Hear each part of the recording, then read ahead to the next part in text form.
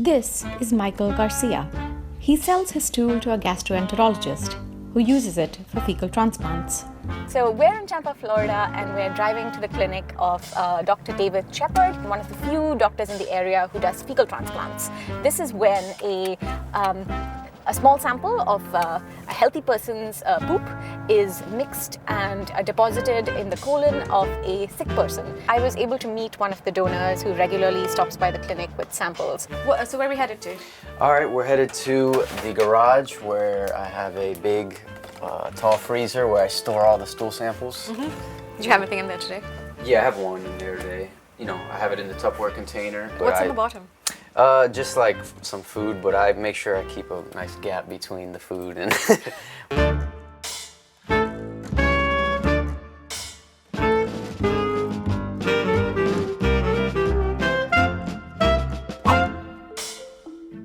Okay, so all I did was, this was a frozen sample. Got my little whisk right here, and then just a regular filter.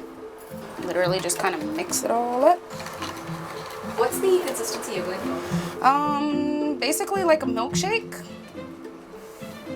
What makes Michael's samples like particularly The consistency of his bowel movements they're really good. They're just like really thick, really healthy, and you can tell that. So that's why I normally like to use Michael's for our colonoscopies, through our C. diff patients, because I'm able to get a really good amount. All right, so I'm gonna take this and put this in my cooler over here. I'll show you. So Michael Garcia, I guess, is one of your donors who's talked to us. How would you describe him? About as healthy of an individual as you could hope for. And that's what we look for. All our donors are physically, mentally at the top of their game. we were prepping lunch today. Got some salmon, brown rice, some vegetables. Carrots. Yeah, carrots are good. Some kale. Kale, ooh, super healthy.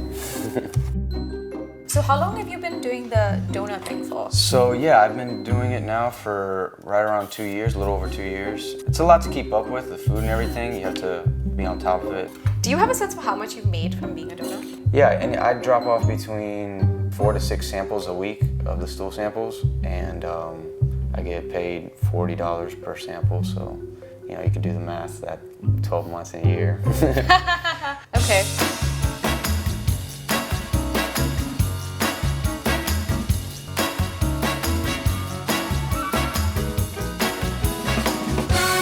How's that helped you out? Well, you know, like I have grad school coming up, so that's going to be a big expense. So, you know, I try to save as much money as possible for that. The thing that got me interested in this was there was this interesting mix of characters that was getting into the poop space.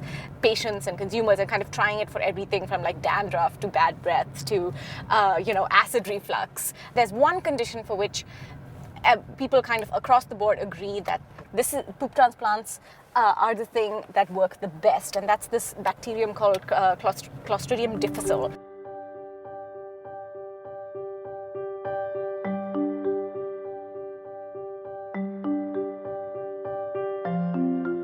Why have fecal transplants become so much more common these days? There are about 30,000 people die a year of C. diff colitis.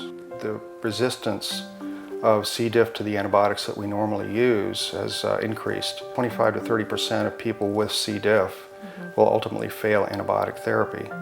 And this is a great way to address those failures. What makes this place unique is that you also see patients who are interested in the procedure for things other than C. diff. A lot of autistic kids have had a tremendous amount of antibiotics over the years.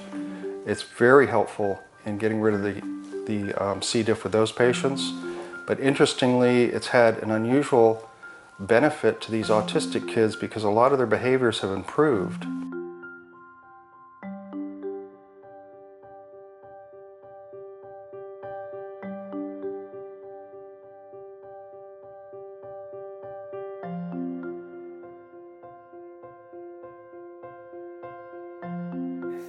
Yeah, so I was just curious, how did you hear about, the FMT procedure? So it's been in the news a while. It was this whole community of patients who with really serious and really kind of sort of uncurable conditions who were kind of at their wits' end and looking at this as a very serious last resort. But yet the FDA was very clear about what they wanted what they thought was supposed to be and what they thought was not supposed to be. So, I'm not really sure on the FDA part of it. were you aware of that at all? I kind of, yeah, they kind of explained that to me. I'm sure that, you know, they would bring something to my attention if something wasn't working, especially with my own stuff. I trust that he wouldn't do anything. You know, doctor's job is at first to do no harm.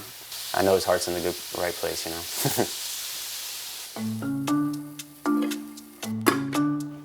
What else? All right, finished product. There it is. This looks so nice. Thank you. You're welcome. So hospitable. Do you think you'll keep doing it through grad school? I hope so. What about after Yeah. grad school? After grad school, hopefully I'll get a good job working as a therapist. And yeah, I'll still do it. As long as they want me to do it, I'll do it. I don't see why not. Oh, really? Oh, yeah.